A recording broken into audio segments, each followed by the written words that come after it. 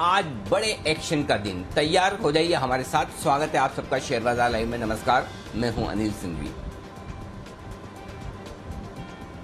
और नमस्कार, मैं हूं दीपांशु भंडारी। इस बड़े एक्शन के दिन पर बाजार की किस तरह की चाल रह सकती है, आपको रणनीति कहां बनानी है और कौन से इंपॉर्टेंट लेवल्स हैं, आइए जानते हैं अनिल सर के साथ। सर, सबसे पहले तो बताएं आज के लिए अहम ट्रिगर्स क्या हैं।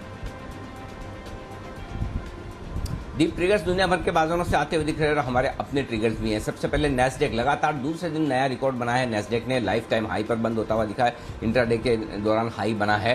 डाउ लाइफ टाइम हाई से थोड़ा सा दूर है। आखिरी 1 घंटे आधे घंटे में जो बिकवाली आई उससे डाउ थोड़ा फिसल कर 70 अंक नीचे बंद हुआ है दिन के निचले स्तरों पर। अदरवाइज दिन भर मजबूती वाला ट्रेडिंग सेशन था। आज जून सीरीज का आखिरी दिन है, एक्सपायरी है और उस लिहाज से एक्शन रहेगा पूरा भरपूर। अरे आज बाजार में अपनी एंट्री कर रहे हैं। लिस्टिंग है श्याम मेटालिक्स और सोना BLW की। थोड़ी देर में बताएंगे कैसी लिस्टिंग होगी, क्या करना चाहिए आपको। और रिलायंस इंडस्ट्रीज की आज 44वीं AGM है और उस पर पूरे बाजार की नजर है। 2 बजे इससे ये AGM शुरू होगी तो आखिरी 1.5 घंटा रिलायंस की AGM के साथ साथ वायदा कारोबार की एक्सपायरी, दोनों एक्शन के साथ भरपूर आपको आज पूरा का पूरा बिजी रखने वाला है। ये दोनों ही ट्रिगर्स आपके लिए क्लोजिंग शो के लिए बेहद अहमियत वाले होंगे। तो ये है आपके लिए आज का पूरा एक्शन। जी दी बिल्कुल सर, तो एक बिजी डे है हमारे सामने और साथ में मंथली एक्सपायरी का भी दिन है। एक बार सर, जो एक ट्रेंड बना हुआ है बाजार में पिछले 4 दिनों का और उसका एक्सपायरी पर क्या इम्पैक्ट होता है वही जानना चाहूंगा। फिर बाकी फैक्टर्स के बारे में भी आपकी राय जानेंगे। बट जो ओपनिंग और क्लोजिंग में ऑपोजिट ट्रेंड्स आते हुए दिख रहे हैं, कल भी लगभग वैसे ही होते हुए दिखा। इसके साथ अगर आज की मंथली एक्सपायरी भी जोड़ दें तो फिर कहां पर रहनी चाहिए नजर, किस तरह से बाजार की अप्रोच होनी चाहिए आज। दीप, ये बात तो सही है कि पिछले 4 दिनों से हो ऐसा रहा है कि जैसा हम खुलते हैं उसके विपरीत बंद होते हैं और उसके बाद नेक्स्ट डे उसके विपरीत खुलते हैं।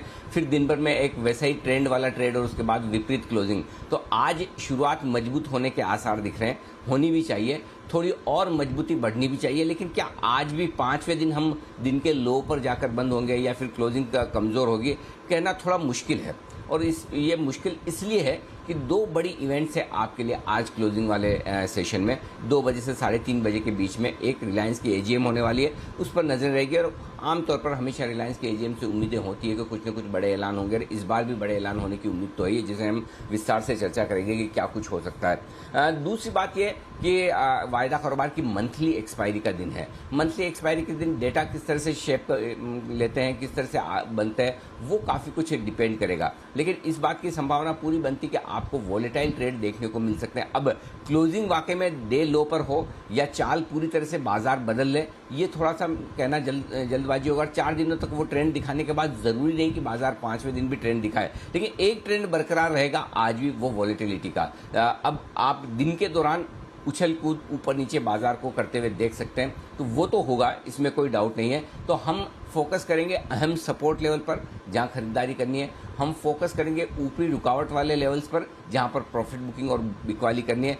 हमेशा की तरह, पिछले 2 हफ्तों की तरह बार बार कह रहा हूं, आज फिर से कह रहा हूं कि हमें दोनों तरफ की ट्रेडिंग के लिए तैयार होना पड़ेगा। एक तरफा ट्रेड का वक्त गया, अब आपको दोनों तरफ के ट्रेड इंडेक्स में मिलेंगे और आज भी वो होने की पूरी संभावना है। क्लोजिंग कहाँ होगी, ये काफ़ी कुछ इस बात पर डिपेंड करेगा कि 2 बजे बाद AGM में किस तरह के कुछ ऐलान आते हैं जो बाजार को पसंद आए, या फिर दूसरा ये कि वायदा कारोबार के डेटा की क्या स्थिति बनती है। लेकिन कुछ इंटरेस्टिंग डेटा हैं मेरे पास जिन्हें हम विस्तार से चर्चा करेंगे दीप, और जिनके दम पर मुझे लगता है बाजार में आज एक अच्छी तेजी और एक बढ़िया शॉर्ट कवरिंग होने की पूरी संभावना है। तो फिलहाल जो डेटा है वो मजबूती की तरफ है। क्लोजिंग तक किस तरह का माहौल बनेगा उस पर फोकस करेंगे हम आगे। जी बिल्कुल सर, तो बाजार के डेटा पर तो नजर है और थोड़ी देर में आपसे सेटअप भी जानना चाहूंगा सर। पर उससे पहले जो ये आप आज का एक और अहम फैक्टर आपने बात करी जिसके बारे में, रिलायंस इंडस्ट्रीज की AGM हमेशा बड़ा इवेंट रहता है सर। कहां पर होनी चाहिए नजर बाजार की और कितना इम्पैक्ट आ सकता है अगर कुछ ऐसा आ जाए जो बाजार को पसंद हो। देखिए, आमतौर पर बाजार हमेशा रिलायंस के एजीएम के पहले स्टॉक पर बुलिश रहता है, उम्मीदों पर चलता है कि काफ़ी कुछ हो सकता है, और इस बार भी ऐसी उम्मीदें हैं तो गलत नहीं है। बातें चल रही है कि शायद ऑयल एंड गैस स्पेस को लेकर कुछ न कुछ बड़े ऐलान कंपनी की तरफ से आ जाए, या कुछ बड़े विदेशी ऑयल कंपनियों के जाने माने नाम कंपनी के बोर्ड पर आ सकते हैं, या किसी तरह से जिस तरह से रिलायंस जियो में स्टेक सेल हुई है, क्या इस तरह से कोई स्टेक सेल करने के ऐलान आप आते हुए देख सकते हैं कुछ बड़े विदेशी ऑयल एंड गैस प्रोड्यूसर्स को। ये सब अंदाजे हैं, एग्जैक्टली क्या होगा हमें नहीं मालूम, लेकिन इस तरह के अंदाजे हमेशा आपके लिए रहते हैं उससे पहले। दूसरा, लेकिन जो सबसे बड़ा एक ऐलान या फिर सबसे बड़े डेवलपमेंट पर जो नज़र होगी वो ये कि 5G रोल आउट को लेकर किस तरह से रिलायंस जियो अपने प्लान सामने रखता है, कितनी तैयारी है, कब तक कर सकते हैं। मेरे ख्याल से एक सबसे बड़ा ऐलान जो होने वाला है, जिस पर नज़र है और जिस पे आपको कुछ ठोस बात सुनने को मिलेगी, वो ये होगा। बाकी तो बिजनेस प्लान्स को लेकर आगे जो भी रेगुलर डेवलपमेंट्स होते हैं वो आपको आते हुए दिखेंगे ही। सरप्राइजिंगली अगर कोई ऐलान कोई और आ जाए कि कहीं कोई वैल्यू अनलॉकिंग के लिहाज से कोई अलग अलग कारोबारों की रीस्ट्रक्चरिंग, उन्हें अलग करना, ये सब अंदाजे वाली बात है जो हर रिलायंस के हर एक एजीएम के पहले होता है। एक मूड माहौल बनता है कि ये भी आ सकता है, वो भी आ सकता है। थैंक गॉड अभी किसी तरह के बोनस और किसी तरह की वो बातों की उस तरह की बातें नहीं होगी, क्योंकि अभी अभी राइट्स इशू कंप्लीट हुआ है रिलायंस का कुछ हद तक, तो वहाँ से पैसा है। तो लेकिन ओवरऑल जो मुझे लगता है जो होने वाला है वो रिलायंस जियो के 5G रोल आउट प्लान को लेकर एक सब्सटेंशियल अनाउंसमेंट होना चाहिए। वहाँ पर स्थिति एकदम साफ होगी। बाकी ऑयल एंड गैस स्पेस से रिलेटेड कोई खबरें अगर आ जाएं तो वो एक अलग बात है। तो वो दो चीज़ें हैं जो रिलायंस की एजीएम में आज होने की या संभावना है या सुनने की संभावना है, और बाकी आगे कंपनी के प्लान्स किस तरह के दिखते हैं उन पर नजर रहेगी। तो ओवरऑल ऐसा कुछ भी नहीं होगा जो बाजार डिसअपॉइंट हो, लेकिन क्या बाजार के लिए एक सरप्राइज आ सकता है, ये देखने वाली बात होगी। तो मेरे ख्याल से जब लाइफ टाइम हाई के आसपास मार्केट है तो यहाँ से और ऊपर जाने के लिए रिलायंस के सपोर्ट की ज़रूरत ज़्यादा है। तो ऐसे में एजीएम पर नजर तो रहेगी दीप। और इंटरेस्टिंग बात यह है एजीएम 2 बजे शुरू हो रही है और असली एक्शन वायदा कारोबार की एक्सपायरी का, वो भी मंथली एक्सपायरी का शुरू होता है 2 से 3:30 के बीच में। तो देखते हैं, दोनों तरफ एक साथ साथ नजरें आपकी होनी चाहिए, एक तरफ एजीएम पर, दूसरी तरफ एक्सपायरी पर। जी बिल्कुल सर, और पिछले कुछ दिनों से कह ही रहे हैं कि ओपनिंग जैसी भी हो, क्लोजिंग के लेवल्स क्या आते हैं वो ज़्यादा इंपॉर्टेंट है। तो चलिए, आज एक्सपायरी और एजीएम दोनों ही क्लोजिंग पर हैवी फैक्टर्स रहेंगे। आज की 2 लिस्टिंग्स पर भी बात करनी है सर, पर एक बार पहले सेटअप समझ लेते हैं। आज का सेटअप क्या संकेत दे रहा है आपको?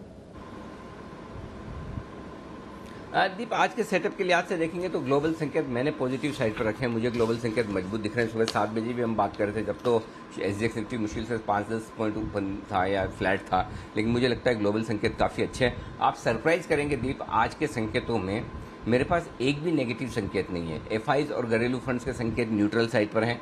वायदा कारोबार के संकेत, सेंटिमेंट और ट्रेंड तीनों पॉजिटिव साइड पर हैं। तो आज 4 संकेत पॉजिटिव हैं, ग्लोबल, एफएनओ, सेंटिमेंट और ट्रेंड, और 2 संकेत न्यूट्रल है। तो उससे आप अंदाजा लगा सकते हैं कि आज के ट्रेडिंग सेशन में रुख तेजी की तरफ का ज़्यादा। कल आपको याद होगा 3:20 पर भी हम यही बात कर रहे थे कि अगर आप जो भी पोजीशन लेकर जाएं या तो हेज करें, और अगर एक तरफा कोई पोजीशन लेनी है तो वो तेजी की पोजीशन बनाकर आपको जाना चाहिए, जिस तरह से बाजार करेक्शन हुआ है, जिनके लो पॉइंट पर बंद हुआ है। तो अगर आप कल तेजी की पोजीशन लेकर गए तो आज एक गैप अप आपको ओपनिंग मिल सकती है। 40-50 पॉइंट भी अगर मिलता है तो किसी भी लिहाज से बुरा नहीं है। तो मुझे लगता है कि एक अच्छा ट्रेडिंग सेशन आज हो सकता है इन संकेतों के दम पर, जिस पर आपको फोकस करना चाहिए। बड़े जोन्स आपको बता दूं, निफ्टी के लिए 15,575, 15,625 मजबूत सपोर्ट जो है दिन के लिए आसानी से टूटने वाला नहीं है। लेकिन एक्सपायरी को देखते हुए और बड़ी इवेंट्स को देखते हुए 15,450, 15,500 स्ट्रॉन्ग बाय जो है आएगा नहीं, आए तो छोड़ना नहीं है, शॉर्ट भी काटनी है, लॉन्ग भी करना है। ऊपर में 15,750, 15,775 हल्की रुकावट का लेवल है।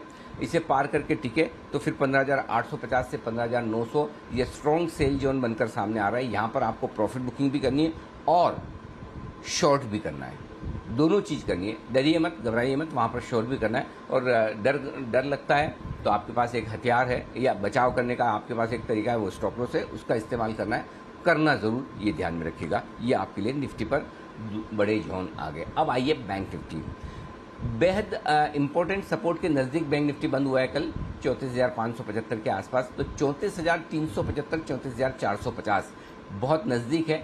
यही दिन का अहम सपोर्ट जोन है। उम्मीद करें कि ये ना टूटे, क्योंकि इसके टूटने के बाद नीचे सपोर्ट एकदम नज़दीक में नहीं है, सीधा 400-500 पॉइंट का नॉन स्टॉप फॉल दिखता है और वो आता है फिर 33,900 से लेकर 34,000 की रेंज तक का एक रास्ता खुल जाता है बैंक निफ्टी पर। तो मैं उम्मीद करता हूँ कि 34,375 के नीचे बैंक निफ्टी ट्रेड न करे और वहाँ होल्ड करने की कोशिश करे। ऊपर 34,800, 34,950। अब ऐसा लग रहा है कि 35,000 को पार करने में आएगा पसीना, तो इस रेंज में आकर थोड़ी प्रॉफिट बुकिंग आने की संभावना है। फिर भी एक्सपायरी का दिन है, कहीं से जोश ज़्यादा आ जाए और पार कर ले तो 35,050, 35,250 आपके लिए ऊपर प्रॉफिट बुकिंग ही नहीं बल्कि बिकवाली का जोन भी है। यहाँ पर शॉर्ट भी करना चाहिए और बेचना भी चाहिए। तो ये आपके लिए बड़े जोन है दीप, जिस पर आपको रखनी है नज़र। बिल्कुल, तो 15,900 निफ्टी के हाई के करीब रेजिस्टेंस है और 35,000 के करीब आपको बैंक निफ्टी पर भी रेजिस्टेंस दिखेगी। पर एक्शन एक्सपायरी वाले दिन का है तो उतार चढ़ाव हो सकता है। दिन के लिए फिर इंपॉर्टेंट रेंज क्या है सर? 15,625, 15,750 दिन की छोटी रेंज, 15,575, 15,775 दिन की मीडियम रेंज और उसके बाद 15,500 से 15,875 इन 3 रेंज पर फोकस करिए। 15,750, 775 पहला रुकावट का लेवल है, वहाँ पर अटकेंगे। बेसिकली 15,750 से 15,800 की रेंज है। असली मजबूती, असली तेजी तब दिखेगी आपको जब निफ्टी 15,800 के ऊपर निकल कर टिके। अदरवाइज आप 125 पॉइंट बढ़ भी जाएं तब भी आप रेंज बाउंड है, ये एकदम ध्यान में रखिएगा। तो 15,800 के ऊपर निकल कर टिक पाना और क्लोज होना निफ्टी के लिए बहुत ज़रूरी होगा। हाई साइड पर 15,860, 70, 75 के आसपास का लेवल है जो आप बड़ी रेंज के तौर पर मानकर चलें। बैंक निफ्टी 34,375, 34,875 दिन की छोटी रेंज है। 34,000, 34,950, बेसिकली 34,000, 35,000 समझ ले, 1000 पॉइंट की मैंने 50 पॉइंट जान के थोड़ा सा नीचे कर दिया है। तो 34,000, 35,000 की रेंज, 34,950 ऊपर मान लें, ये मीडियम रेंज है। 33,900 से 35,150 दिन की बड़ी रेंज के तौर पर बैंक निफ्टी पर मानकर चलें। ये आपके लिए निफ्टी और बैंक निफ्टी की सारी रेंज। जी दी क्लियर है सर। तो चलिए, सारे लेवल्स आपके सामने हैं, इंपॉर्टेंट सपोर्ट्स और रेजिस्टेंसेस भी। अब संकेत बताएं सर, एफआईएस की पोजीशनिंग से क्या संकेत आ रहे हैं? पीसीआर क्या कह रहा है?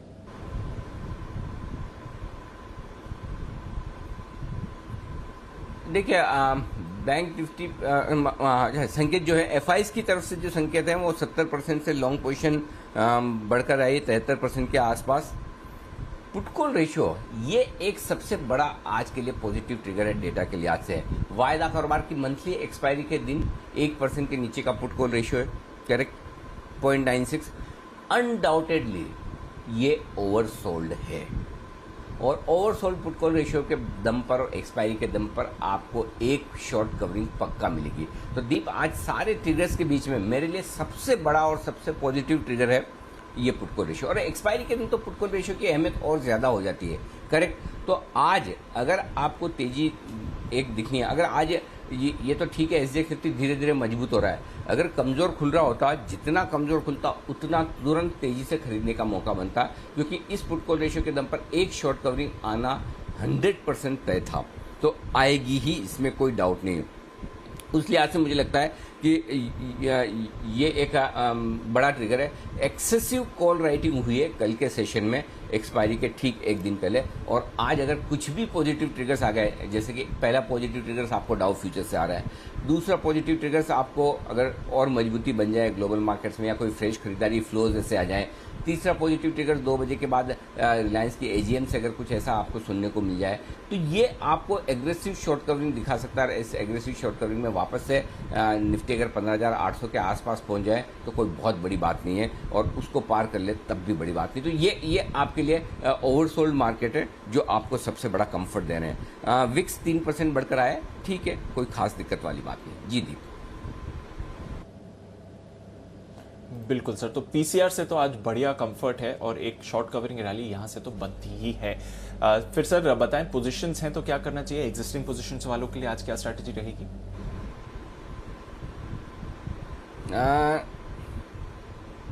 15,575 यही अपना एक ही फॉर्मूला दी, वो सही चल रहा है, उसी पर रखते हैं। 15,575 डे ट्रेडर्स के लिए भी और क्लोजिंग बेसिस पर भी आपको रखना है स्टॉप लॉस निफ्टी के लिए।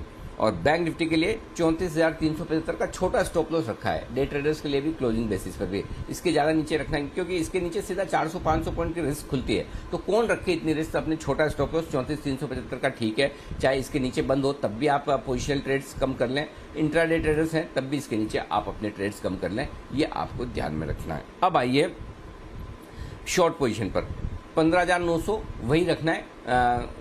इसके ऊपर डे ट्रेडर अब प्रॉब्लम क्या है, डे ट्रेडर्स के लिए बहुत दूर हो जाता है 15,900।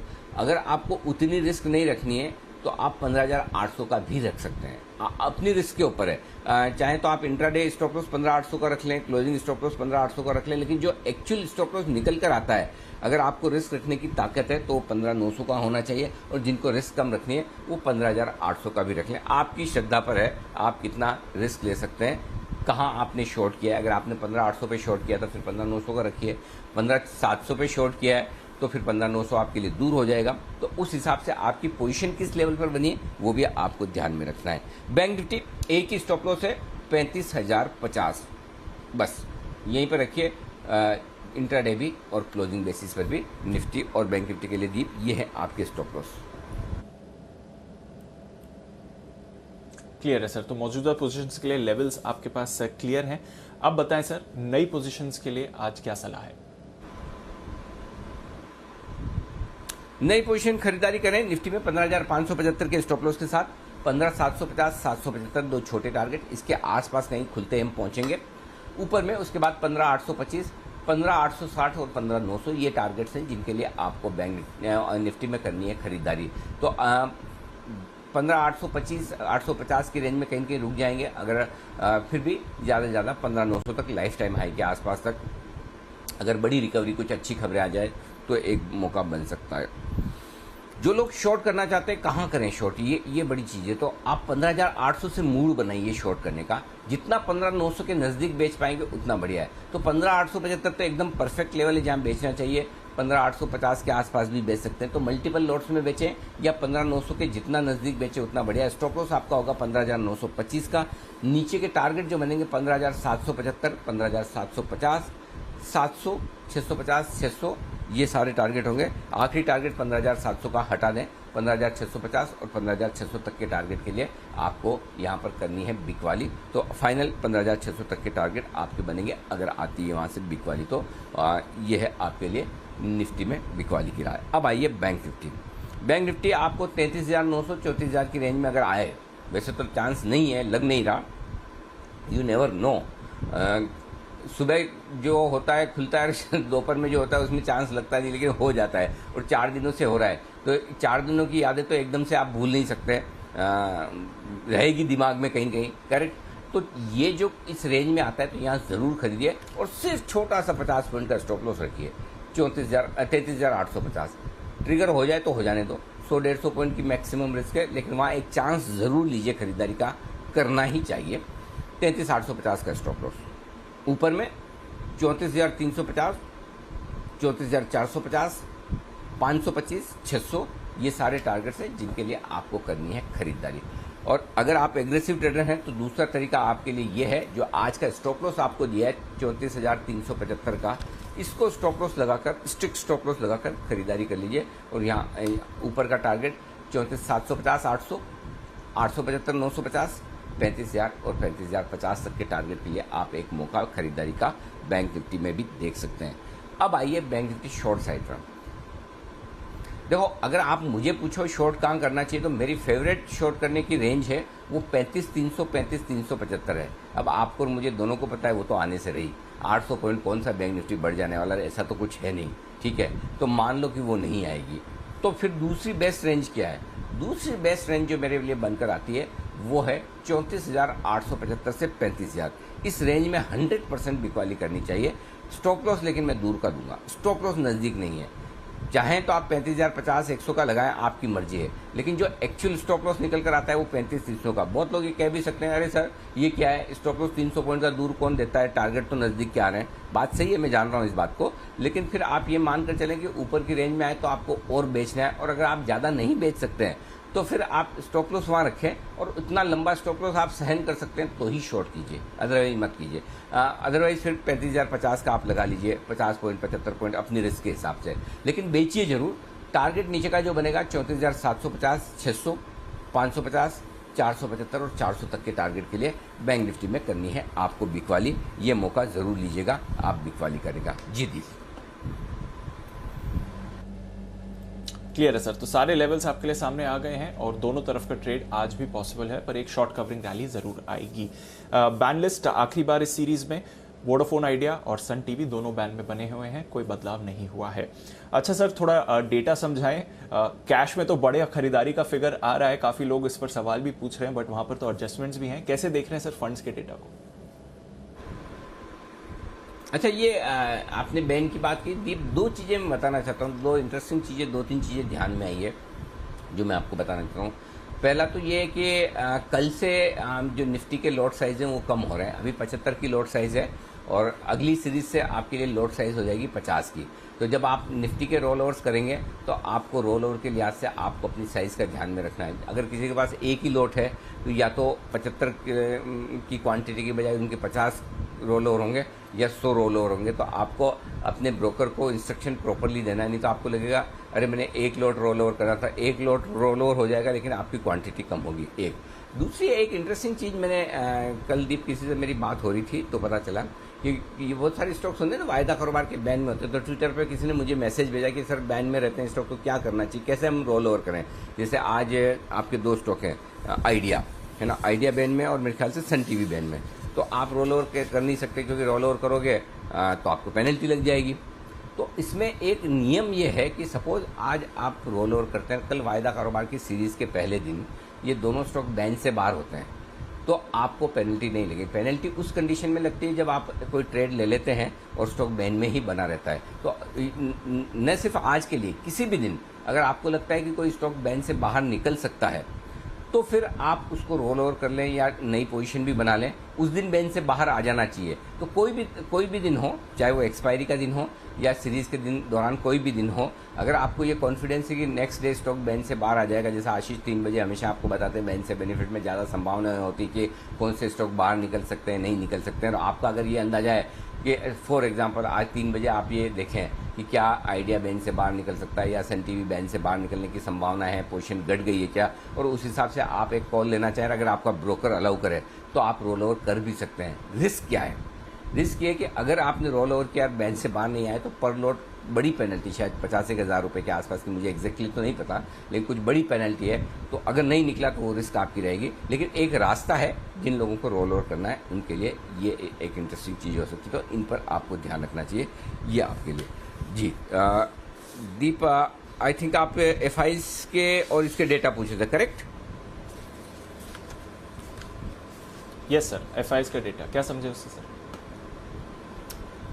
हाँ, 3,157 करोड़ की कैश मार्केट में खरीदारी है FIs की तरफ से, 1,300 करोड़ की खरीदारी घरेलू फंड्स की है। और इस खरीदारी में ज़्यादा योगदान 5,000 करोड़ से ज़्यादा की बड़ी जो ब्लॉक डील थी, जिसमें एनफोर्समेंट डायरेक्टरेट ने सारे UBL के स्टॉक बेचे, हेनिकन ने खरीदे, तो वो डेटा इसमें आए। तो नेट अगर ऐसे देखेंगे तो आपके FIs के जो डेटा है वो नेगेटिव साइड पर है, इसमें कोई डाउट नहीं। लेकिन सामने थोड़ी बहुत खरीदारी 372 करोड़ की उन्होंने की है इंडेक्स फ्यूचर्स में, जहाँ इंडेक्स में लॉन्ग पोजीशन भी बनाई है। और आप देखिए 2 दिनों से इंडेक्स लॉन्ग पोजीशन उनकी बढ़कर आ रही है।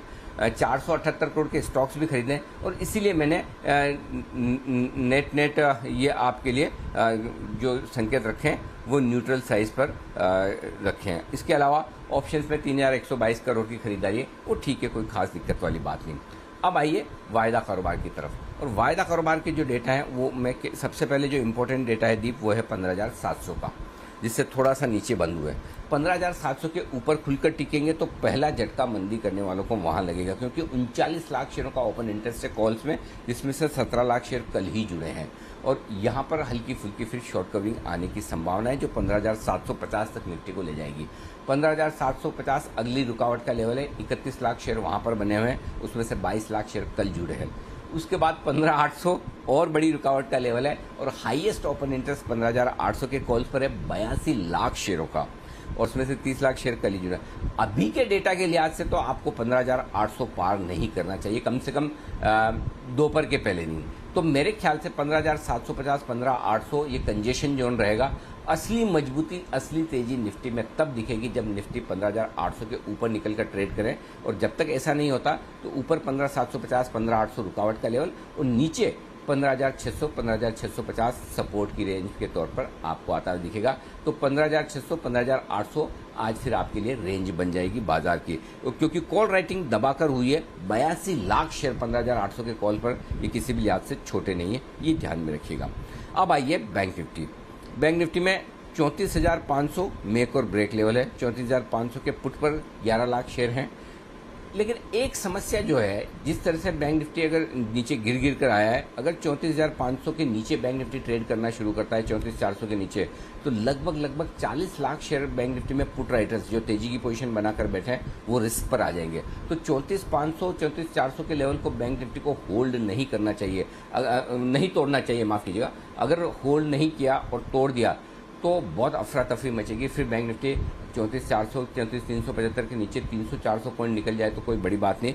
फिर लॉन्ग अनवाइंडिंग जो तेजी की पोजीशन है वो कम होने का खतरा बड़ा है, और फिर 34,000 आपके लिए बड़े सपोर्ट के तौर पर आएगा। 33,900, 34,000 ऊपर की तरफ 35,000 पार नहीं होगा। बैंक निफ्टी में जो डेटा है 27 लाख शेयरों के कॉल में ओपन इंटरेस्ट है, बड़ा भारी भरकम कॉल राइटिंग होकर रखा हुआ है। तो बैंक निफ्टी में मंदी की पोजीशन जबरदस्त बनी है 35,000 पर। निफ्टी में 15,800 से 15,900 में दबाकर मंदी की पोजीशन बनी है। तो चैलेंज डेटा के लिहाज से ये है कि मंदी की पोजीशन बहुत है। पॉजिटिव साइड पर यह है कि इस तगड़ी मंदी की पोजीशन की वजह से पुट कॉल रेशियो ओवरसोल्ड हो गया है, तो खींचातान होगी, कुश्ती होगी, दोनों तरफ बुल्स और बियर्स में मजा आएगा। आज के सेशन में डेटा बहुत इंटरेस्टिंग बनेगी जी। बिल्कुल, डेटा बहुत इंटरेस्टिंग बन रहे हैं। चलिए नजर रखते हैं इस डेटा पर। सर, एक छोटा सा सवाल है, आज की लिस्टिंग्स की बात करें उससे पहले ये जो यूनाइटेड ब्रूअरीज की डील हुई है, और कल आपने भी इसके बारे में बात करी थी, पीएनबी पर भी राय दी थी, क्या बाजार बैंक्स को होने वाले बेनिफिट को फिलहाल इग्नोर कर रहा है इस नेगेटिव मूड माहौल में या थोड़े गिरावट के मूड माहौल में, क्योंकि रिकवरीज तो अच्छी होने वाली है फुली प्रोविजनड एनपीए पर? सर बिल्कुल दीप, और ये सीधे सीधे बैंक्स के प्रॉफिटेबिलिटी में जुड़ेंगे, क्योंकि इनको ऑलरेडी ये प्रोविजन करके अपने प्रॉफिट में से कम कर चुके हैं। और सबसे बढ़िया बात ये कि जो कुछ भी एसेट्स बिक रही हैं, चाहे वो शेयर्स के हिसाब से हो या दूसरी एसेट्स हो, वो सारी की सारी एसेट्स बिक कर है ना सीधा मतलब पूरा का पूरा पैसा बैंक्स को बांटा जा रहा है। तो इससे बढ़िया चीज़ हो नहीं सकती। आप देखिए, एक ही दिन में आपके लिए 5-6 हज़ार करोड़ का स्टॉक बिक जाए, एक ही दिन में। आप अभी ये भी खबरें चली शायद यूनाइटेड स्पिरिट्स में भी इसी तरह की स्टेक बिक सकती है। मुझे लगता है सरकारी बैंकों में जो तेजी का कारण एक बन रहा है, उसमें ये भी ध्यान में रखना चाहिए। इन बैंकों के लिए रिकवरी तगड़ी हो सकती है। देखिए, आपके पास 2 तरीके हैं प्रॉफिट बनाने के। एक, आप अपने नॉर्मल कामकाज से प्रॉफिट बनाएं, वो करें, उसमें तो कोई मुझे लगता नहीं कि कोई बहुत खास बातें होने वाली, क्योंकि आप देखिए पिछले 6 महीनों में 2 से 3 क्वार्टर में अगर सबसे बड़ी चीज़ हिंदुस्तान में एक हुई है तो वो ये कि हिंदुस्तान की जितनी बड़ी कंपनियां हैं वो सारी की सारी बड़ी कंपनियां एक ही काम कर रही है, लोन रिटर्न करने का। टाटा स्टील से लेकर छोटी से छोटी स्टील कंपनी, जो सबसे ज़्यादा लोन लेकर बैठे हुए सेक्टर्स हैं, टेक्सटाइल हुआ, पावर हुआ, स्टील और दूसरे मेटल्स हुआ, सारे इंफ्रास्ट्रक्चर हुआ, सारे के सारे क्या कर रहे हैं? लोन रिटर्न कर रहे हैं। अरे भाई, अगर बैंक्स लोन रिटर्न करके पैसे वापस आ गए तो आप एक तरफ खुश हो सकते हैं, अरे देखिए मेरा पैसा डूबा नहीं। लेकिन आप पैसा इसलिए उधार नहीं देते हैं कि आपका पैसा डूबे ना, आप पैसा इसलिए उधार देते हैं कि ताकि आपकी कमाई हो। बैंक की कमाई तो ब्याज है। अगर सामने वाला आपका पैसा ही उधार नहीं ले रहा, जो लिया हुआ वो वापस दे रहा है, तो ब्याज आएगा कहाँ से? और ब्याज आएगा नहीं तो कमाएंगे कहाँ से? तो बैंकों के पास कमाई के 2 ही तरीके, एक तो ये कि उनके लोन्स बढ़ते रहें, उल्टा लोन्स कम हो रहे हैं और बड़ी कंपनियों के कम हो रहे हैं। दूसरा तरीका ये कि जो लोन्स उनके डिफॉल्ट हो चुके हैं, जिनकी वो प्रोविजनिंग कर चुके हैं, जिन्हें मुनाफे में से कम कर चुके हैं, उनकी रिकवरी हो जाए। तो मुझे लगता है बैंकों की प्रॉफिटेबिलिटी में अगले 2-3 क्वार्टर में रिकवरी का बड़ा योगदान बन सकता है। जिस तरह से रिकवरी स्पीड अप होती हुई दिख रही, तेजी से रफ्तार पकड़ती हुई दिख रही, तो देखते हैं क्या कुछ होता है। लेकिन जो संकेत आ रहे हैं वो सरकारी बैंकों के लिए काफ़ी अच्छे हैं दीप, इसमें कोई डाउट नहीं। और यही वजह है दीप, इस साल हमने सरकारी कंपनियों पर, सरकारी बैंकों पर, मेटल्स पर, टेक्सटाइल्स पर अपना बुलिश व्यू जो रखा है वो अब तक तो भगवान की दया से सही है जी। बिल्कुल सर, तो व्यू पॉजिटिव है, बैंक्स के लिए रिकवरीज भी हो रही हैं।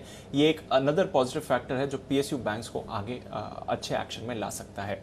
अच्छा सर, अब बात करते हैं आज की जो 2 लिस्टिंग्स हैं, इस पर आपकी क्या सलाह है? श्याम मेटालिक्स पर क्या राय देंगे सर लिस्टिंग के लिए? अच्छी लिस्टिंग होनी चाहिए जी। मार्केट के मूड माहौल को देखते हुए और जिस तरह का कमोडिटी बाजार का, मेटल शेयरों का, स्टील का हाल है, उसको देखते हुए अच्छी लिस्टिंग होगी। 306 रुपये की इशू प्राइस है। मुझे लगता है 425-450 रुपये की रेंज में लिस्टिंग होनी चाहिए। और जो हमारा व्यू था, लिस्टिंग गेन के लिए भी आप पैसा लगाएं, जाहिर सी बात है आपका लिस्टिंग पे पैसा बनेगा। और अगर आप समझिए 100, 125, 150 रुपये ऊपर लिस्ट हो जाता है तो कम से कम आपका 30 से 50% का अगर मुनाफा बनता है तो किसी भी लिहाज से कम नहीं है, बहुत अच्छा मुनाफा कहा जाएगा। तो आई एम श्योर जिन सौभाग्यशाली लोगों को अलॉटमेंट मिले उनके लिए 425 से 450 का लिस्टिंग का एक आप अनुमान लगाकर चल सकते हैं। लेकिन मेरा ये समझना है, अगर आप लॉन्ग टर्म इन्वेस्टर हैं और जब आप 30-50% के मुनाफे पर बैठ जाएं तो आपके पास कुशन हो जाता है। इस शेयर को बेचें ना, आप अपने पोर्टफोलियो में जगह दें, रखिए इसको। आएगा कितना, वैसे भी 12-13 गुना भरा है तो आएगा तो एक लोट में बेच के भी आप क्या कर लेंगे। तो अच्छा स्टॉक आपको सही प्राइस पर, आईपीओ प्राइस पर मिल गया, इसे लेकर छोड़ दीजिए, इसे दुगुना होने दें, जो भी समय लगे लगने दें। लेकिन मुझे लगता है कि ये स्टॉक का पोटेंशियल है, ये 550-600 रुपये की तरफ आगे चलते हुए बढ़े, तो इस लिहाज से इसे आपको होल्ड करके रखना चाहिए, ऐसा मेरा मानना है। लॉन्ग टर्म इन्वेस्टर बने रहें। शॉर्ट टर्म इन्वेस्टर जिनको लिस्टिंग के दिन ही किसी न किसी तरह से लगाकर जो बना है वो पैसा ले ही लेना है, वो 375 रुपये का फिलहाल स्टॉप लॉस रखें।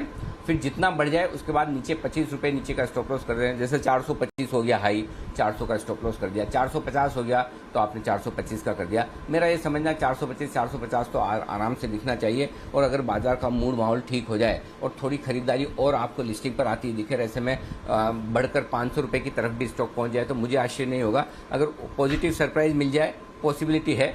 अच्छा स्टॉक है, मजबूत फंडामेंटल से, बढ़िया कंपनी है, आगे की इस साल की परफॉर्मेंस तगड़ी आने की पूरी आप उम्मीद कर सकते हैं। ऐसे में इस स्टॉक में जरूर से बने रहें, चिंता न करें जी। ओके, तो ये है आपके लिए सलाह। श्याम मेटालिक्स पर नजर रखिए, लिस्टिंग के लिए होने वाला है ये काउंटर आज तैयार और अच्छी लिस्टिंग होनी चाहिए। सोना BLW प्रिसिजन सर, इसकी लिस्टिंग कैसी हो सकती है? दीप, आपको याद होगा इस आईपीओ में हमने लिस्टिंग गेन के लिहाज से पैसा नहीं लगाने की राय दी थी, कहा कि जो लॉन्ग टर्म इन्वेस्टर्स है वही पैसा लगाएं। और मेरा ये समझना 291 रुपये की जो इश्यू प्राइस है उसके आसपास ही लिस्ट होगा। जो आईपीओ कम बढ़ते हैं ना, वहाँ लिस्टिंग के दिन का, लिस्टिंग का प्राइस का अंदाजा लगाना बहुत मुश्किल काम है, क्योंकि बहुत सेलेक्टेड इन्वेस्टर्स लगाते हैं। वो कहते हैं ना कि जितनी ज़्यादा लिक्विडिटी हो उतनी प्राइस डिस्कवरी अच्छी होती है सेकेंडरी मार्केट में। यही फॉर्मूला प्राइमरी मार्केट में भी चलता है, जितना ज़्यादा इशू भरे उतनी आपको लिस्टिंग का अंदाजा लगाना आसान काम होता है। तो इसलिए कहना मुश्किल है कि कहाँ लिस्ट होगा। मेरा ये समझना है इशू प्राइस के आसपास ही लिस्ट होना चाहिए। अब करना क्या है, अगर आपने आईपीओ में पैसा लगाया है, आपको हमने पहले ही कहा कि लॉन्ग टर्म के हिसाब से लगाइए, और अगर आपने लॉन्ग टर्म के हिसाब से लगाइए पक्के तौर पर होल्ड कीजिए। लेकिन जिन लोगों ने नहीं लगाया और अगर ये इशू के बाद स्टॉक अच्छा खासा नीचे आता है, अगर आई डोंट नो आएगा नहीं आएगा, मैं ये नहीं कह रहा हूँ आएगा ही, ये मुझे पता नहीं है, लेकिन अगर आ जाता है 15-20%, 10% के आसपास नीचे मिलता है तो वहाँ पर आपको खरीदना चाहिए। लॉन्ग टर्म इन्वेस्टर तब क्या है, वैल्यूएशंस आपके लिए अट्रैक्टिव हो जाएंगे। कंपनी बढ़िया है, प्रमोटर्स अच्छे हैं, सब कुछ ठीक है। थोड़ा सा वैल्यूएशन हमें चूंकि महंगे लग रहे थे, तो वो वैल्यूएशंस भी अगर थोड़ा लिस्टिंग नीचे हो जाती है तो आपके लिए 10% भी नीचे मिल जाए, बहुत बढ़िया। तो फिर आप उसको धीमे धीमे खरीदारी करने के बारे में सोचें। बेहद इंटरेस्टिंग स्पेस में इलेक्ट्रिक व्हीकल्स के लिए इक्विपमेंट्स, कंपोनेंट्स बनाने के कारोबार में बढ़िया कंपनी है, कोई इशू नहीं है। सिर्फ वैल्यूएशन थोड़े से महंगे, अगर वो लिस्टिंग पर सस्ते हो जाए तो सोना BLW में भी खरीदारी करनी चाहिए। और जिनको लगा है वो लॉन्ग टर्म के लिहाज से जिन्होंने लगाया वो डेफिनेटली होल्ड करें, कोई चिंता की बात नहीं जी। ठीक है, तो लॉन्ग टर्म के लिए तो होल्ड करिए अगर आपको मिल चुका है। अगर लिस्टिंग के बाद आप चाहें तो डिप पर खरीदारी भी कर सकते हैं, जैसा अनिल सर कह रहे हैं। तो यह है आज की लिस्टिंग स्ट्रैटेजी दोनों काउंटर्स के लिए। श्याम मेटालिक्स अच्छी लिस्टिंग होनी चाहिए, सोना BLW देखते हैं किस तरह का एक्शन रहेगा, बट लॉन्ग टर्म इन्वेस्टर्स के लिए अच्छा विकल्प है। और आज मैनेजमेंट भी हमारे साथ जुड़ने वाला है 10:30 पर, तो उनसे भी चर्चा करेंगे आगे के प्लान्स के लिए। आइए फिर, बिजी डे है, आने वाले एक्शन के लिए तैयार होते हैं। और पहले आपको बताते हैं कि आज कौन से स्टॉक्स पर आपको रखनी है नजर। पूजा, साथ ही मानसी और आशीष हमारे साथ तैयार हैं, देवांशी भी हमारे साथ हैं बताने के लिए आज के खबरों वाले शेयर्स और ब्रोकरेज का एक्शन। पूजा, गुड मॉर्निंग, आपसे शुरुआत करते हैं, बताएं आज के ट्रिगर्स क्या हैं। Good morning Deepanshu. शुरुआत आज के ट्रिगर से कर लेते हैं। अगर नतीजों से शुरुआत करें तो आज नाथ Bio, Mishra Dhatu, West Coast Paper, PTC India जैसे कंपनियों के नंबर्स आज आने वाले हैं, तो यहां पर नजर रहेगी। नाथ बायो जीन्स पर नजर रखिए क्योंकि नतीजों के साथ आज बायबैक को लेकर भी कुछ फैसला निकलकर आ सकता है। इसके अलावा ओरिएंट होगा, तो यहाँ पर भी आप नजर रखिए। जानकारी आपके लिए, इंडियन बैंक भी फोकस में रहेगा। QIP के फाइनल प्राइस पर आज बोर्ड की बैठक होगी।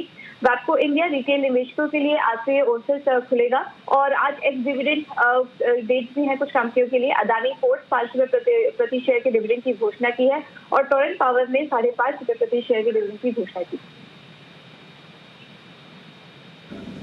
ओके, तो कई सारे ट्रिगर्स हैं आज के लिए, नजर रहेगी इन सभी एक्शन पर कुछ पोस्ट मार्केट नतीजे हैं जो देवांशी बताने के लिए तैयार हैं। गुड मॉर्निंग देवांशी, बताइए। Good morning Deepanshu. सबसे पहले अपोलो हॉस्पिटल से शुरुआत करते हैं। आप देखिए इस बार जो नंबर्स आते हुए दिखे हैं, डिसेंट सेट ऑफ नंबर्स हैं, कोई पॉजिटिव सरप्राइज आती हुई नहीं दिख रही है। जैसा अनुमान था, जो कामकाजी मुनाफा है वो इस बार करीब 8.5% तक बढ़ता हुआ दिखा है। कुल आय में 2% तक की गिरावट इस बार होती हुई दिखी है, मेनली इनकी फार्मेसी कारोबार के चलते, और साथ ही इनकी जो मार्जिन हैं वो 13% से बढ़कर 14.5% पे आते हुए दिखे हैं। साथ ही जो मुनाफा है वो आपको दिखेगा 20% नीचे है, लेकिन पिछले साल एक एक्सेप्शनल कंपनी को आय होती हुई दिखी थी म्यूनिक इंश्योरेंस के चलते। अगर आप उसको एडजस्ट करते हैं तो इस बार जो मुनाफा है वो अच्छा खासा बढ़ता हुआ दिखा है, लेकिन एज एक्सपेक्टेड था। 3 रुपए के डिविडेंड का ऐलान भी किया है, लेकिन रीस्ट्रक्चरिंग सबसे इंपॉर्टेंट है। जो अपोलो हेल्थ कंपनी, ये जो है AHL कंपनी ने वहाँ पे अधिग्रहण कर दिया। 100% सब्सिडरी हो जाएगी ये कंपनी अब इसकी। और मैं आपको बता दूं कि जितने भी इनके फार्मेसी कारोबार हैं, ऑनलाइन फार्मेसी कारोबार, बैक एंड फार्मेसी कारोबार, ऑफलाइन फार्मेसी कारोबार, इन सबको अब इकट्ठा करके इस कंपनी में दिया जाएगा और ये कंपनी फॉर्म होती हुई दिख रही है, तो इसी के चलते आपको इस पर भी नजर रखनी है। साथ ही मैनेजमेंट की ये गाइडेंस है कि ऑनलाइन फार्मेसी में जो ऑफलाइन फार्मेसी है वहाँ पे 5000 स्टोर्स खोलने की योजना कंपनी की तरफ से होती हुई दिख रही है और अगले 3 साल में 18 से 20% तक की ग्रोथ का भी लक्ष्य जो है वो कंपनी के मैनेजमेंट दे रहे थे, तो इसी के चलते आपको आज अपोलो हॉस्पिटल्स पर नजर रखनी होगी। शारदा मोटर्स यहाँ पे अच्छे नंबर्स आते हुए दिखे हैं। कुल आय 155% तक उछाल आता हुआ दिखा है। कामकाजी मुनाफा भी दुगना हुआ है, 25 करोड़ से बढ़कर 53 करोड़ के आसपास। मार्जिन 10.5% के सामने 8.7% पे आते हुए दिखे हैं। जो मुनाफा है वो 4 गुना होता हुआ दिखा है। साथ ही 2.63 रुपीज के जो डिविडेंड का ऐलान है वो कंपनी ने कर दिया है। साथ ही कंपनी का कहना है कि जो लिथियम आयन और बैटरी पैक से उसके उत्पादन के लिए अब कंपनी ने करार किया है, तो इस पर भी आपको नजर रखनी होगी।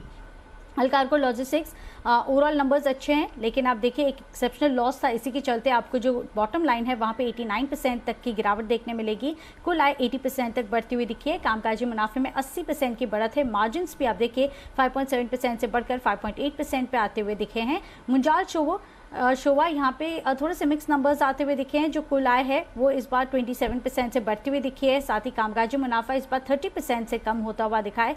मार्जिन से इस बार कम आए हैं, 4.2% से घटकर 2.3% पे आते हुए दिखे हैं, लेकिन जो मुनाफा है वो 44% तक कम होता हुआ दिखा है। स्पेशलिटी रेस्टोरेंट्स यहाँ पे आप देखिए घाटे से मुनाफे में कंपनी आती हुई दिखी है। जो कुल आय है 13% तक घटी है, लेकिन पिछले साल 37 करोड़ का लॉस था, वहां से बढ़कर 8.4 करोड़ का प्रॉफिट कंपनी ने किया है। मार्जिन इस बार करीब 3 गुने होते हुए दिखे हैं, 5% से बढ़कर 16% से ऊपर के मार्जिन कंपनी ने पोस्ट किए हैं और कामकाजी मुनाफे में भी 170% तक का उछाल है। तो इन ऑल अच्छे नंबर स्पेशलिटी रेस्टोरेंट से भी आते हुए दिखे हैं। बिल्कुल, और स्पेशलिटी रेस्टोरेंट्स के मैनेजमेंट से भी आज हम चर्चा करने वाले हैं 11:15 बजे। अंजन चैटर्जी साहब हमारे साथ जुड़ेंगे आगे के प्लान्स के बारे में बात करने के लिए। आइए मानसी से भी जानते हैं कुछ और पोस्ट मार्केट अर्निंग्स और साथ ही खबरों वाले शेयर्स भी। गुड मॉर्निंग मानसी, बताएं। Good morning Deepanshu. Snyder electric company की आय तो बड़ी है, लेकिन नुकसान भी कंपनी देख रही है, करीब 11 करोड़ का। 25 करोड़ से 11 करोड़ का नुकसान यहां पर कंपनी देख रही है। वहीं आय जो है उसमें 7.7% की बढ़त देखने को मिली है। 247 करोड़ की आय कंपनी ने पोस्ट की है। धनसेरी टी कंपनी की आय में करीब 29% की बढ़त देखने को मिली है। साथ ही यहां पर कंपनी ने 5 रुपए प्रति शेयर के डिविडेंड का ऐलान भी किया है, लेकिन 24 करोड़ 60 लाख का नुकसान भी कंपनी को इस तिमाही हाथ हाथ लगा है। बोनस शेयर 2:1 के रेशियो में कंपनी ने अप्रूव किया, जिसकी रिकॉर्ड डेट जो है वो 6 अगस्त 2021 की होगी। आईपीओ अपडेट और ओएफएस अपडेट है मेरे पास। इंडिया पेस्टिसाइड, आज आईपीओ का दूसरा दिन है। पहले दिन आईपीओ 1.29 टाइम्स सब्सक्राइब हुआ और साथ ही रिटेल हिस्से की अगर बात करें 2.51 टाइम्स भरा। एनआई हिस्सा 0.19 टाइम्स भरता हुआ दिखा। प्राइस बैंड इसका 290 से 296 रुपए प्रति शेयर है। इशू साइज 800 करोड़ का, ओएफएस 700 करोड़ और फ्रेश इशू जो है 100 करोड़। इस हिसाब से 800 करोड़ इशू साइज का बनता हुआ दिख रहा है। Webco India OFS update, non retail 1.98 गुना भरता हुआ दिखा है। आज रिटेल के लिए ओएफएस खुल रहा है। रिटेल के लिए 10% का रिजर्वेशन है। प्रमोटर जेडएफ इंटरनेशनल यूके की ओएफएस के जरिए हिस्सा बेचने की योजना है। 6.5 लाख शेयर्स बेचने की योजना होगी। 5 lakh base issue plus 1.5 lakh shares का ग्रीन शू ऑप्शन होगा। फ्लोर प्राइस 6,550 रुपए प्रति शेयर पर तय किया गया है। तो ये ओएफएस अपडेट आज के लिए। ओके, तो यहाँ पर हैं आपके लिए कुछ इंपॉर्टेंट अपडेट्स जहाँ पर रखनी है नज़र। कुछ और बल्क डील्स भी हैं जिसके बारे में आई थिंक देवांशी हमें अपडेट कर सकती हैं। देवांशी बताएं क्या है कुछ और बल्क डील्स और साथ ही प्रमोटर एक्शन जो हुआ है। बिल्कुल, आप सबसे पहले न्यूरेका पर नजर रखें, जहां पे हॉर्नबिल ऑर्किड इंडिया फंड ने करीब 1.95 लाख शेयर्स खरीदे हैं 1549 रुपीज 97 पैसे प्रति शेयर के भाव पर। ये एक बल्क डील थी न्यूरेका पर और इसके साथ ही काफी सारे इंसाइडर ट्रेड्स आते हुए दिखे हैं। सबसे पहले यूएफओ मूवीज यहाँ पे आप नजर रखें, जहाँ पे P5 एशिया होल्डिंग इन्वेस्टमेंट्स ने 22 जून को 2% हिस्सा बेचा है। इसके साथ ही Adani ports, Adani green energy, इस पर आपको फोकस करना है क्योंकि पिछले कई दिनों से हम देख रहे हैं कि जो प्रमोटर्स हैं उनकी बाइंग आती हुई दिख रही है। अदानी पोर्ट्स की अगर बात करें तो world wide emerging market holding ने 10 लाख शेयर्स 22 जून को भी खरीदे हैं। इससे पहले 21 जून को भी खरीदे थे। साथ ही Adani green energy promoter infinite trade investment ने 19 लाख शेयर्स खरीदे हैं 22 जून को। एलजी बालाकृष्णन एंड ब्रदर्स, यहाँ पे प्रमोटर्स ने 55,350 शेयर्स बेचे हैं 17 से 18 जून के बीच में। और टिटागढ़ वैगन्स, जहाँ पे प्रमोटर्स टिटागढ़ लॉजिस्टिक्स इंफ्रास्ट्रक्चर्स ने 2.37 लाख शेयर्स खरीदे हैं जून में। 17 से 18 जून के बीच में ये खरीदारी की है। तो ये सारे स्टॉक्स जहाँ पे आपको नजर रखनी है। ओके, तो एक और भरपूर एक्शन पैक डे और ढेरों प्रमोटर एक्शन के स्टॉक्स भी, पर ब्रोकरेजेस क्या कह रहे हैं इस सब के बीच में, आइए जान लेते हैं एफआईआर में।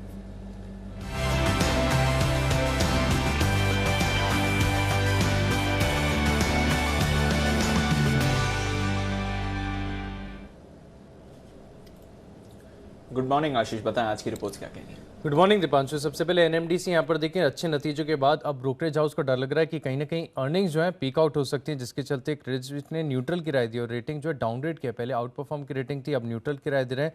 हालांकि जो लक्ष्य है वो 186 से बढ़ाकर 200 रुपये कर दिया। 180 के आसपास की कल की क्लोजिंग है। जेपी मॉर्गन भी न्यूट्रल की रेटिंग दे रहे हैं, लेकिन लक्ष्य इन्होंने ज़्यादा दिया, 200 रुपये से बढ़ाकर 210 रुपये कर दिया है। सोभा डेवलपर्स, यहाँ पर ऑपरेशनली नतीजे काफ़ी बढ़िया थे। प्री सेल्स अगर आप देखें, आंकड़े इनके रिकॉर्ड हाई पर चल रहे हैं और लगातार जो है कंपनी कर्ज भी कम कर रही है। इसको ब्रोकरेज हाउस जो है पॉजिटिव मान रहे हैं। एचएसबीसी खरीदारी की राय दे रहे हैं, लक्ष्य 560 से बढ़ाकर 580 कर दिया। जेफरीज खरीदारी की राय दे रहे हैं, 592 का लक्ष्य दिया, इन्होंने लक्ष्य 580 रुपये से बढ़ाया। सीएलएसए ने आउट परफॉर्म की रेटिंग दी है 565 से, लेकिन लक्ष्य को हटाकर 550 कर दिया। वहीं मैक्वायरी अगर आप देखें तो इन्होंने जो है रेटिंग को डाउनग्रेड किया है, यहाँ पर आउट परफॉर्म से घटाकर अब न्यूट्रल की राय दे रहे हैं। इसके अलावा अपोलो हॉस्पिटल्स, यहाँ पर भी नतीजों का असर देखने को मिलेगा। मैक्वायरी की रिपोर्ट आई है, आउट परफॉर्म की रेटिंग को बरकरार रखा है। 3,306 रुपये के लक्ष्य के लिए 3,244 के आसपास की जो है कल की क्लोजिंग है। मान रहे कि जो के एग्जिस्टिंग हॉस्पिटल्स हैं वहाँ पर एबिटा 23% का देखने को मिल रहा है और कंपनी की जो प्रेजेंस है, हॉस्पिटल की जो रीच है वो काफ़ी बढ़िया, जिसके चलते ये स्टॉक पर अभी भी बुलिश हैं। बीईएल काफ़ी बढ़िया नतीजे देखने को मिले थे। क्रेडिट स्विस ने न्यूट्रल की राय दी है, लेकिन जो लक्ष्य है वो 145 से बढ़ाकर 165 कर दिया। हालांकि 168 के आसपास की क्लोजिंग है। मॉर्गन स्टैनली ने ओवरवेट की रेटिंग दी और करंट मार्केट प्राइस से नीचे का लक्ष्य दिया 147 रुपये का। जो कमेंट्री और ब्रॉडर तरीके से अगर आप देखें तो पॉजिटिव ही नज़र आ रही है, क्योंकि इन्होंने जो ईपीएस का अनुमान है इसमें करीब 18 से लेकर 22% की बढ़ोतरी की और मान रहे कि जो नियर टर्म आउटलुक है वो काफ़ी बढ़िया नज़र आ रहा है। बायोकॉन यहाँ पर भी नजर रहेगी, ओवरवेट की रेटिंग दी जेपी मॉर्गन ने, 415 रुपये का लक्ष्य दिया, करीब 398 के आसपास की कल की क्लोजिंग है।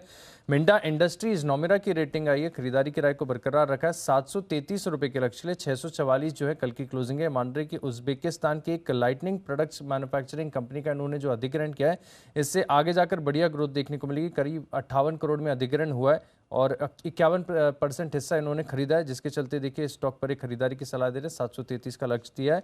और अंत में एम्बेसी ऑफिस पार्क रीट्स यहाँ पर भी नजर रखिएगा, क्रेडिट स्विस की रेटिंग आई है, जहाँ पर आउट परफॉर्म की रेटिंग को बरकरार रखा है, 420 रुपये के लक्ष्य के लिए, 338 जो है कल की क्लोजिंग है। तो ये है आपके लिए तमाम रिपोर्ट्स जिन पर करिएगा फोकस। आइए बढ़ते आगे और अब वक्त है पिक ऑफ द डे का।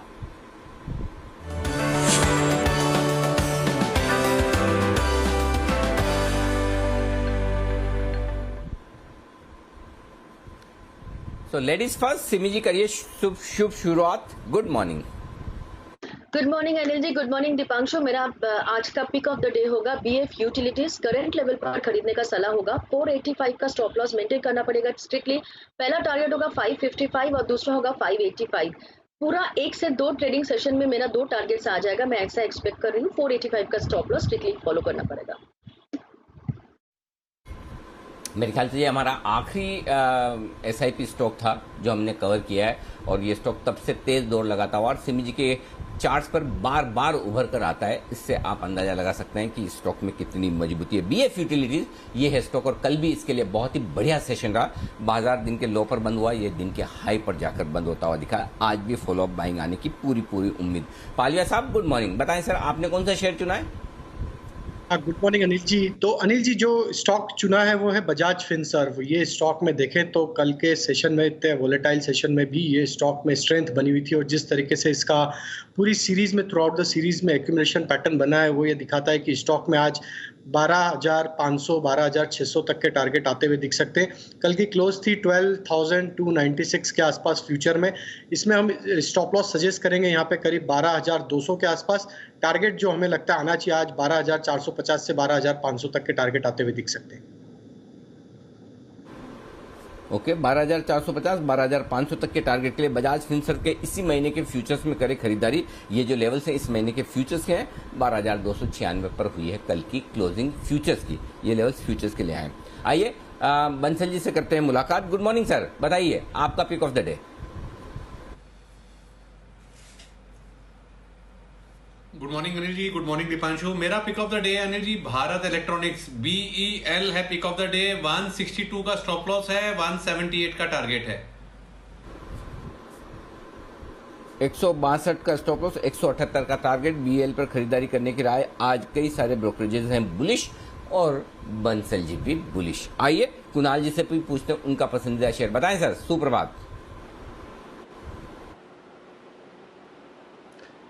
सुप्रभात अनिल जी, सुप्रभात दीपांशु। अनिल जी खरीदारी की राय टाइटन पर है। टाइटन में हमने देखा कि कल बाजार जब कमजोर हो रहा था उस समय भी टाइटन एक रिलेटिव आउट परफॉर्मेंस दिखा रहा था और कल डे हाई पर बंद हुआ, बड़ा ब्रेकआउट चार्ट पर आता हुआ दिख रहा है। तो मुझे लगता है अनिल जी टाइटन लेकर के आज ट्रेड करना चाहिए। 1760 रुपए पर 1760 का स्टॉप लॉस रख लें। पहला टारगेट 1825 रुपए का और फिर मुझे लगता है 1850 का लेवल भी आएगा। तो टाइटन आज खरीदारी करके चल रहा है। ओके, तो ये है आपके लिए टाइटन में खरीदारी करने की राय। तो कुणाल जी की तरफ से आज पिक ऑफ द डे। आइए सेठी साहब भी हमारे साथ तैयार हैं। सेठी साहब गुड मॉर्निंग। पहले तो आपके बाजार पर विचार और फिर आज की पिक ऑफ द डे दोनों बताएं sir. Good morning Anil ji, good morning Deepanshu. देखिए जहां तक अनिल जी बाजारों का सवाल है, मुझे लगता है आज जो पिछले 2-3 दिनों से हम देख रहे हैं कि बाजार जिस तरह खुलते हैं तेजी के साथ खुलते हैं, बट बाय आफ्टरनून या end of the closing session वो जो तेजी है वो फिजल आउट हो जाती है, प्रॉफिट बुकिंग आती है और हम नेगेटिव बंद हो रहे हैं। बट आज मुझे लगता है उसका विपरीत होना चाहिए। विपरीत इन द सेंस खुलेंगे भी पॉजिटिव और मुझे लगता है पॉजिटिव भी आज बंद होने चाहिए। आज वैसे F&O की मंथली एक्सपायरी का दिन है, बट एक अहम रिलायंस की AGM भी है दोपहर को। तो मुझे लगता है ऑल इन ऑल सेंटिमेंट्स काफी पॉजिटिव है और आज बाजार में एक अच्छी खासी तेजी के लिए प्रिपेयर्ड रहना चाहिए। तो मुझे लगता है बाजार आज तेजी का रुख रखेंगे। बाकी जहां तक मेरी आज की पिक ऑफ द डे का सवाल है, पिक ऑफ द डे के तौर पे मैंने आज पिक किया है L&T फाइनेंस को, जो कि कल 95 के लेवल्स पे बंद हुआ है। इस स्टॉक में खरीदारी करने की सलाह है। मुझे लगता है आज हम इस पे 100 रुपए तक के लेवल्स बिल्कुल देख सकते हैं। स्टॉप लॉस रखना है 92 का। ओके, L&T फाइनेंस को यहाँ पर खरीदारी करने की राय पिक ऑफ द डे के तौर पर। लेकिन इसके अलावा वायदा कारोबार के और कौन से स्टॉक्स हैं जो रडार पर रखे जाएं आज के लिए, बताएं सेठी साहब। बिल्कुल अनिल जी, और 2 स्टॉक रिकमेंड करना चाहूंगा। दूसरा स्टॉक जो है वो है वापिस एक बैंकिंग स्टॉक है, सिटी यूनियन बैंक, जो कि कल 168 के लेवल पे बंद हुआ है। यहाँ पे खरीदारी करने की सलाह है। आज का टारगेट रहेगा 175 का, स्टॉप लॉस 164 का। और finally big daddy of the market Reliance industries, जिसकी आज एजीएम है दोपहर को 2 बजे। मुझे लगता है आज शुरुआती सत्र में रिलायंस में खरीदारी करनी चाहिए और आजकल ये 2205 के आसपास बंद हुआ है। मेरा इसमें आज का टारगेट है 2250 का, स्टॉप लॉस रखता है 2185 रुपए।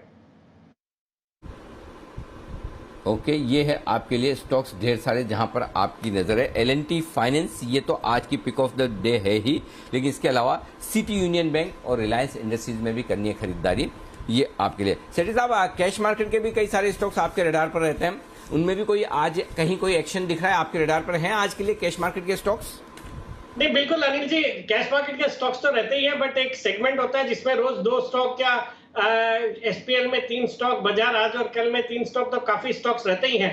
वैसे आज के लिए मुझे लगता है एक तो वेस्ट कोस्ट पेपर अच्छा लग रहा है, बिकॉज एक तो आज इसके नतीजे आने हैं और मुझे लगता है जिस तरह से जेके पेपर के नतीजे आए उसको अगर एक्स्ट्रापोलेट करें तो वेस्ट कोस्ट पेपर के भी नतीजे बहुत ही अच्छे होने चाहिए। स्टॉक अच्छे मोमेंटम में भी है, कल 251 के आसपास बंद हुआ है। मुझे लगता है इस स्टॉक में भी आज कल के लेवल पे अगर मिले तो खरीदना चाहिए। 265 का मेरा टारगेट है। और एक कल वाला स्टॉक इंडियन होटल्स, ये भी बहुत ही अच्छा लग रहा है। मुझे लगता है कल ये ज्यादा कुछ चला नहीं है, 142-43 के आसपास ही बंद हुआ है और कल से ये जो वायदा कारोबार की जुलाई की सीरीज है वहां से इसमें भी वायदा कारोबार में ये शामिल हो रहा है। और दूसरा फंडामेंटली एक बहुत ही सॉलिड कंपनी है, टाटा ग्रुप का स्टॉक है, टाटा ग्रुप की कंपनी है। मुझे लगता है इन लेवल्स पे इस स्टॉक को इवन फॉर शॉर्ट टर्म भी खरीदना चाहिए और मीडियम से लंबी अवधि में भी मैं इस स्टॉक में बुलिश हूं।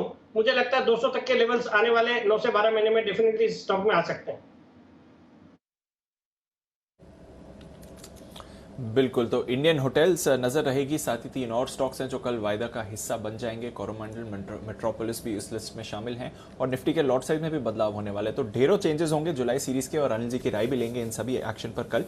पर आइए इंडियन होटल्स पर रखी नजर, कल की पिक ऑफ द डे भी है अनिल जी की तरफ से स्टॉक ऑफ द डे और एक्शन भी आपको वापस आते हुए दिख सकता है। इसमें ढेरों और स्टॉक्स हैं जो आज एक्शन में आते हुए दिखेंगे। आइए उसी पर हमारे एक्सपर्ट्स के साथ करते हैं चर्चा।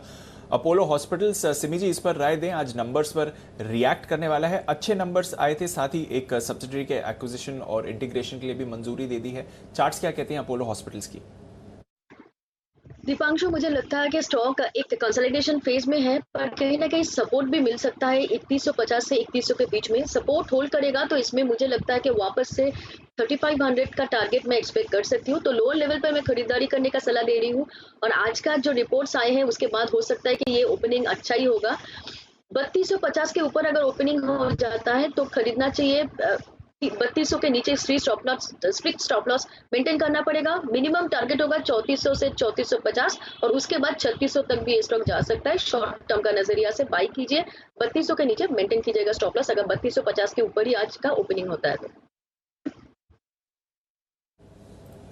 ओके, तो अपोलो हॉस्पिटल्स पर रखनी है नजर। सेठी साहब, मुंजाल शोवा पर कोई राय? सर नतीजे आएंगे, कमाई कराएंगे में हमने हाईलाइट किया था, जो हमारा अनुमान था ऑलमोस्ट उसके मुताबिक आए, थोड़ा उससे सुस्त कह सकते हैं, बट कामकाजी तौर पर हमने देखा है थोड़ी सुस्ती रही है, यहाँ पर अच्छी एक्सपेक्टेशन थी, उसके अलावा ठीक ठाक नंबर्स हैं। क्या राय देंगे सर मुंजाल शोवा पर? देखिए दीपांशु, फ्रेंकली बहुत क्लोजली मैंने रिजल्ट्स को मॉनिटर नहीं किया है, बट एक बहुत ही दमदार फंडामेंटल्स वाली एक अच्छी ऑटो कंपोनेंट कंपनी है और इस स्टॉक को बिल्कुल अपने पोर्टफोलियो का हिस्सा बनाना चाहिए।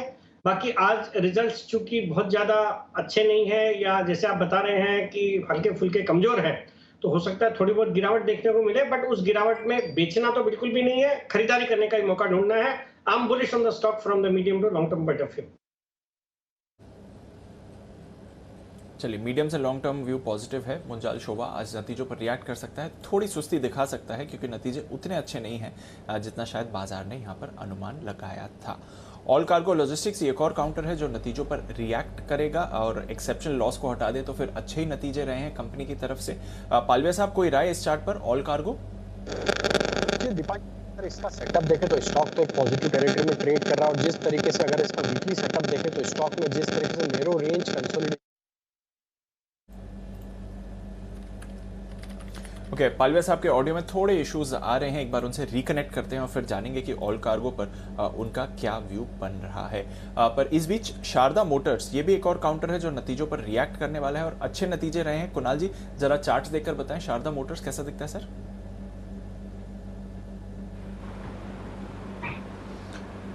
देखिए चार्ट अच्छा है दीपांशु, नीचे के स्तरों पर एक पैटर्न बना, उसके बाद कुछ तेजी बनते हुए दिख रही है। मुझे सामने एक रेजिस्टेंस नज़र आ रही है और रेजिस्टेंस जो है ये 485 500 के आसपास है, तो 500 के आसपास मुझे लगता है कि स्टॉक रुकना चाहिए। वो लेवल्स पार हुए तो एक फ्रेश ब्रेकआउट होगा, अदरवाइज मुझे लगता है कंसोलिडेशन का दौर चलेगा। तो जिनके पास पोजीशन है ट्रेलिंग स्टॉप लॉस रखें, 500 के आसपास प्रॉफिट बुक करें।